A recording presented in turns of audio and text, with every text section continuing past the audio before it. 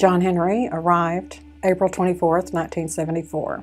He was all boy, all energy, and when he was 11 years old, his father died, and it had a great emotional impact on John.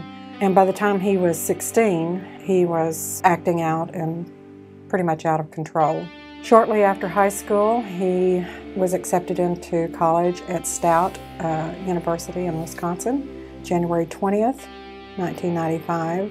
In the middle of the night, I received a knock at my door from a policeman informing me that John had been killed in a fatal accident the night before in Wisconsin.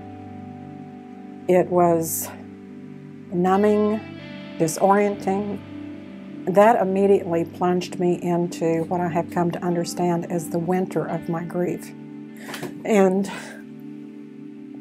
when you lose someone or something, your innocence, your home, your job, your health, your youth, it's very disorienting. You're in a place you've never been before. It takes time to find your way. My journey through my grieving process mostly was facilitated by learning that there are gifts within every loss. And the gifts give you purpose. They let you know that God, the universe, however you see the divine, has your back and is there, is intimately connected to what you're experiencing, and is walking with you. So the beginning of any loss, it plunges you into winter. But spring brings with it just that gradual opening of life. And summer is that time of growth when you take those memories and you turn them into things that are positive. There's so many things that can come out of loss.